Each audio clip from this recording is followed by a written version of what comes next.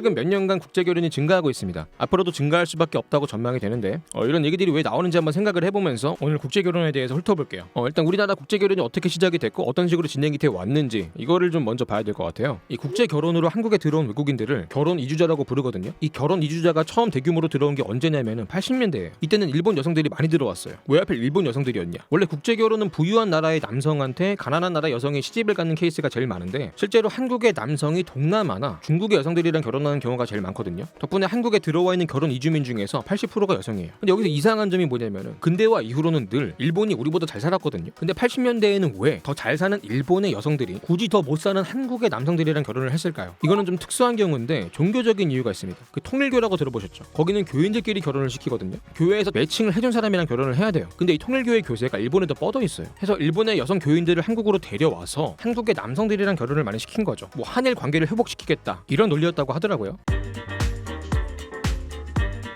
그 다음으로 들어온 게 이제 8, 90년대쯤 해가지고 그 농촌의 노총각들이요 외로움에 시달리다가 극단적인 선택을 했다 뭐 이런 뉴스들이 나오기 시작하면서 농촌 총각들의 결혼 문제가 주목을 받게 돼요. 이게 산업화가 되고 농업사회가 막을 내리면서 청년들이 농촌을 떠나가지고 일자리가 많은 도시로 이동을 하게 되는데 특히 농촌이 여성들의 일자리가 많이 부족했죠. 그래서 이 농촌에서는 여성들의 씨가 마르게 돼요. 총각들이 장가를 못 가는 거예요. 당연히 저출산이나 고령화, 인구 감소 문제가 나오기 시작했고요. 지자체 입장에서는 비상이죠. 대응을 해야 됐습니다. 어떻게 하냐? 야 이거 한국에서는 신부를 못 구하니까 외국에서 한번 데려와 보자 해가지고 국제 결혼을 장려하게 되고 보조금을 주기 시작했어요. 농촌의 총각들은 이 보조금을 받아가지고 국제결혼 중개업체에 이용료를 지불할 때 이 보조금을 같이 낸 거죠. 이런 식으로 정책 자금이 시장에 풀리니까 이 돈을 흡수를 하면서 중개업이 성장을 한 겁니다. 그렇게 90년대부터 중개업체를 통하는 국제결혼이 활성화가 되는데 관련해서 많은 문제들이 발생하게 됩니다. 이거는 뒤에서 자세히 알아볼게요. 그러면 여성들은 다 어디에서 데려왔을까요? 처음에는 조선족 여성들이 많이 들어왔어요. 원래 국제결혼이 언어랑 문화 차이가 큰 장벽이 되는데 조선족 여성들은 말이 통하잖아요. 문화적인 차이도 적고 이게 굉장히 큰 이점이었어요. 그 외모도 비슷하니까 한국 사회에 섞여들기도 편했죠. 이세가 피부색이 달라가지고 뭐 따돌림을 당할 일도 없고 차별이나 편견에서도 조금 자유로웠습니다. 그러다가 97년에 IMF가 터지잖아요. 국제결혼이 일시적으로 감소하게 돼요.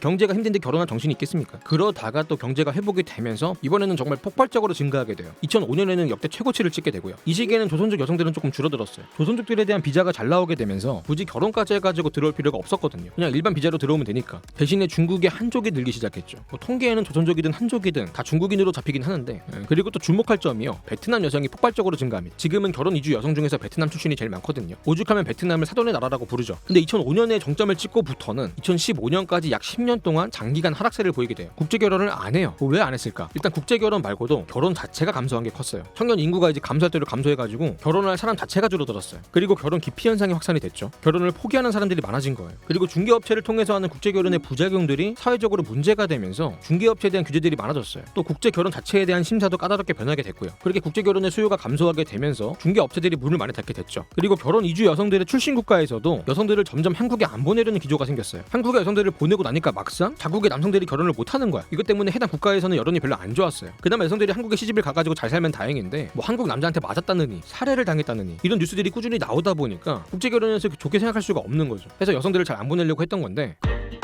그러다가 2016년부터 다시 증가세로 돌아서게 됩니다. 한국인 간의 결혼이 감소하고 있는 와중에도 국제결혼만큼은 증가하고 있어요. 뭐 2005년대 정점에 비해서는 조금 부족하지만 안정적으로 성장하고 있었는데 지금은 코로나 때문에 잠시 떨어진 상황으로 보고 있고요. 참고로 한국인 여성들의 결혼 통계를 보면요. 국내 결혼도 국제 결혼도 다 감소하고 있어요. 결국은 한국인 남성들이 국제결혼의 증가세를 견인하고 있다는 거죠. 그러면 국제결혼이 다시 증가하는 이유가 뭘까요? 일단은 한류가 역대급 정상기를 맞고 있어요. 의외로 이게 무시할 수 없는 이유가 되고 있는 게 한국에 대한 판타지를 만드는 역할을 하거든요. 이번 한류의 특징이 또 세계화예요. 아시아에 갇혀있던 한류가 전 세계로 확산이 됐어요. 한국에 관심을 가지는 나라들이 많아지고 있고 그만큼 결혼 이주 여성의 출신 국가도 다양해지고 있고 그만큼 수적으로도 더 많은 여성들이 한국에 들어오려고 하는 여건이 마련이 된 거죠. 실제로 통계적으로 봐도 기타 국가 출신의 결혼 이주가 늘고 있어요. 그리고 국제 결혼을 접할 기회가 더 많아지고 있는 게 청년들이 해외에 나갈 기회가 많아졌거든요. 뭐 여행이든 유학이든 취업이든 외국에 나가고 외국인들이랑 접촉할 기회가 많아지고 있어요. 그만큼 국제 결혼으로 이어질 가능성도 높아진 건데 최근에는 뭐 SNS로 연락을 하는 경우도 많아졌고 개도국에도 스마트폰이 많이 보급이 돼가지고 다음으로 국제 결혼에서 가장 큰 비중을 차지하는 거는 한국인 남성과 외국인 여성 커플이라고 했죠. 특히 이런 현상이 발생하는 이유 중에 하나가 한국의 성비가 안 맞아요. 남자에 비해서 여자가 부족합니다. 결혼 정년기 인구를 보면은 여자보다 남자가 많아요. 남자들이 결혼할 여자가 조금 없는 거죠. 특히 결혼 시장으로 가면은 성비가 더 망가져요. 이게 여성들의 사회적 경제적 지위가 높아지면서 더 이상 남자한테 의지할 필요가 없어졌어요. 결혼을 할 필요가 점점 없어지고 있는 거죠. 그리고 또 매년 아이를 점점 더 안 낳고 있다 보니까 나보다 어린 연하가 점점 줄어들고 있어요. 근데 남성들은 결혼을 연하랑 많이 하잖아요. 성비가 더 안 맞는 거예요. 만날 연하가 없으니까. 그리고 여성들은 자기보다 조건이 나은 사람이랑 결혼을 하려는 경우가 조금 있거든요. 근데 여성들의 지위가 오르면서 나보다 나은 남자를 찾는 게 어려워졌어요.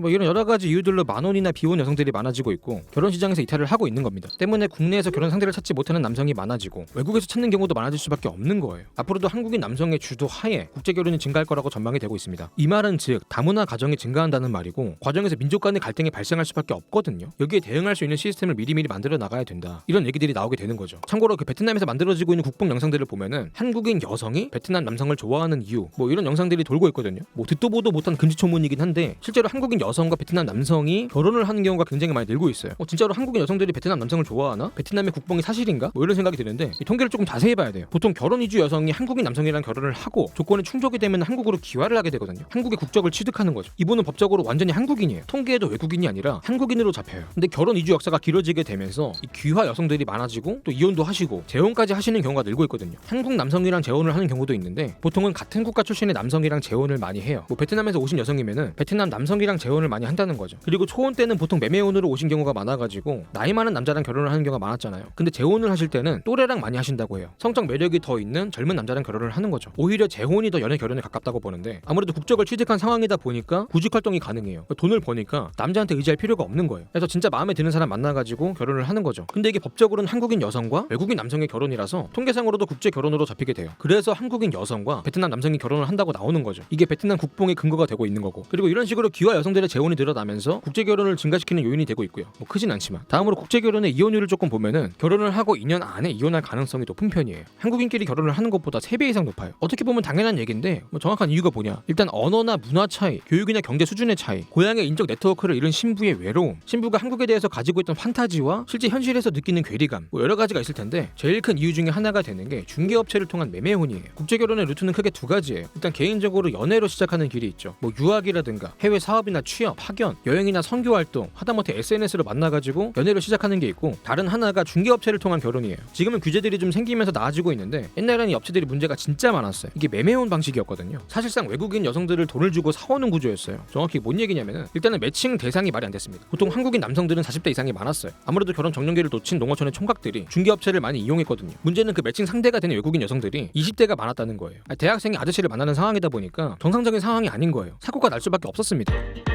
그리고 절차에도 문제가 많았어요. 절차가 보통 어떻게 진행이 되냐면은 일단은 남성이 비행기를 타고 현지에 가요. 거기서 하루 이틀 동안에 수십 명의 여성들을 만나게 돼요. 그 하루 이틀 만에 결혼할 여성을 선택하게 되고 또 다음 하루 이틀 만에 결혼식을 올리고 하룻밤까지 보내고 한국으로 데리고 오는 거죠. 여기서 특히 문제가 되는 부분이 남성 하나에 수십 명의 여성들이 매칭이 된다는 거예요. 여성들 여러 명을 한 번에 쭉 세워놓고 진짜 상품 고르듯이 고르는 거죠. 사람이 상품화가 되고 결혼이 상품화가 되는 거예요. 정상적일 수가 없는 거죠. 여성이 상품화가 되니까 인격체로 대우하지 않는 경우가 생길 수가 있어요. 내가 비싼 돈 주고 사왔는데 이런 마인드가 생기기 쉬운 구조라는 거죠. 통제가 안 되면 폭력을 쓰기도 하고 무슨 노동력을 수입해온 거 마냥 농사나 가사일을 과중하게 시키기도 하고 이런 문제가 자꾸 나오게 됐던 거예요. 그리고 또 문제가 만남이 너무 인위적이고 속전속결이에요. 오죽하면 인스턴트 결혼이란 말이 나왔어요. 아니 이게 언어도 문화도 같은 한국인들끼리 또래끼리 만나고 오랜 기간 연애하고 그렇게 결혼을 해도 살다가 보면 오만 가지로 부딪히게 되잖아요. 원수가 되고 주적이 되고. 근데 중개업체를 통하면은 하루 이틀 만나고 식을 올려요. 워낙에 초장거리라서 그 느긋하게 연애까지 할 돈도 없고 시간도 없거든요. 속도전으로 갈 수밖에 없는 거예요. 근데 지금 이게 말도 안 통하고 문화가 다른데 세대 차이까지 엄청나게 나버리니까 삐걱될 수밖에 없는 구조라는 거예요. 초기 이혼율이 높은 이유가 있습니다. 애초에 20대 초반의 여성이 고작 하루 이틀 만난 40, 50대 아저씨랑 결혼을 하는데 말도 안 통하는데 이게 진짜로 사랑을 해가지고 하는 결혼일 가능성이 높진 않겠죠. 뭐 잘 사는 분들이 분명히 있는 것도 사실인데 현실이 그렇다는 거예요. 그리고 사랑이 없는 결혼을 하는 상황이면은 다른 목적이 있다고 보는 게 합리적이고요. 그러면 이 목적이 뭘까요? 경제적인 이득을 취하는 거예요. 뭐 집에 빚이 있다, 아픈 사람이 있다 이런 명분으로 남편에게 돈을 받아가지고 친정에 보내는 경우가 적지 않고요. 가장 일반적인 목적은 취업이 가능한 비자를 받는 거예요. 임금이 높은 한국에서 몇 년만 열심히 일하고 모아놓은 돈을 가지고 고향에 돌아오면은 남부럽지 않게 살 수 있거든요. 근데 일반적인 방법으로는 이 취업 비자를 받는 게 쉽지가 않아요. 근데 한국인 남자랑 결혼을 하게 되면은 결혼 이민 비자라는 게 나오거든요. 이것도 취업이 가능한 비자예요. 덕분에 이 국제 결혼이 취업 비자를 받는 우회 루트가 되는 거죠. 보통 이런 목적으로 결혼을 한 여성들은 비슷한 패턴을 보여준다고 해요. 일단은 몇 개월 내로 가출을 하고요. 남편을 도발을 해가지고 폭력을 유도하거나 아예 자해를 해가지고 자기 몸에 상처를 내요. 그리고 남편을 가정폭력으로 신고를 하죠. 이러면 이혼을 할 때 여성한테 유리해요. 귀책 사유가 남편한테 있기 때문에 이혼을 결혼을 하고 나서도 한국에서 체류하는 게 가능해요. 이런 식으로 악용되는 사례가 많아지다 보니까 결혼 이주 여성에 대한 규제가 강해지고 있어요. 문제는 이 규제 때문에 평범한 결혼 이주 여성까지 피해를 보고 있다는 건데, 이런 상황들을 만든 게 결국은 중개업체들이라는 거죠. 문제가 생길 수밖에 없는 구조라는 걸 알면서도 돈만 벌면 그만이다 식으로 매칭을 해버리고 극단적으로 상업화가 된 거예요. 거의 중고차 업체랑 시스템이 거의 비슷해요. 그 중고차 허위 매물 방식도 똑같이 쓰고 있거든요. 인터넷에 있는 프로필을 보고 특정 여성을 만나겠다고 현지에 가보면은 막상 그 여성이 없는 경우가 많다고 해요. 가짜 프로필이었던 거죠. 그리고 애초에 결혼 생각이 없는 여성들을 그 대행 알바처럼 돌리는 경우가 많았어요. 막상 나와가지고 핸드폰만 보고 있고 밥만 얻어먹고 가는 거죠. 그리고 사기 결혼이 또 문제가 됐던 게, 여성들이 이미 결혼을 했던 경력이 있거나 아이가 있거나 유흥업소에서 일한 적이 있거나 이런 정보들을 업체에서 고의적으로 숨겼다는 거예요. 어떻게든 서로의 허물을 숨겨야 매칭이 잘 되고 돈이 벌리니까. 지금 인식이 이렇게 많이 안 좋아져가지고 중개업체를 이용하시는 분들이 줄고 있어요. 주로 농촌에서 이용을 많이 했었는데 이제는 농촌에도 장가를 보낼 사람이 거의 없어요. 고령화가 너무 심해져가지고. 여기에 국제결혼 보조금까지 없애는 추세예요. 이제는 뭐 줄 사람도 거의 없고 실효성이 없거든요. 그리고 보조금들이 중개업체로 들어가면서 매매혼을 조장하고 있다, 뭐 이런 비판이 또 나왔거든요. 그 밖에 여러 가지 규제도 많아졌고 덕분에 중개업체 숫자도 많이 줄었어요. 원래 농촌 사회에서 중개업체가 주도하던 국제결혼이 도시에서 개인이 주도하는 연애결혼으로 조금씩 바뀌고 있다고 해요. 결혼 이주 여성들도 국제결혼 실상을 알게 되면서 농촌보다 도시를 선호하게 되고 나이도 보고 있다고 합니다. 요새 한국인 남성분들도 나이가 30 정도는 돼야 이게 국제결혼 시장에서 경쟁력이 있다고 하더라고요. 어쨌든 점점 연애결혼을 하시는 분들이 많아지고 있는데, 문제는 과거의 중개업체 때문에 만들어진 그 안 좋은 이미지가 연애결혼 하시는 분들한테까지 들러붙고 있어요. 그래서 국제결혼 커플들이 이렇게 편견 속에서 고통을 받고 있다고 하더라고요. 점점 국제결혼의 형태가 다양해지고 있고 다문화 가정이 증가할 수밖에 없는 상황에서 이런 편견들이 불필요한 갈등을 만들고 있는데, 한 번은 짚고 넘어가야 될 문제인 것 같습니다. 자, 오늘 영상 여기까지고요. 지금까지 지직한 입의 한입만이었습니다.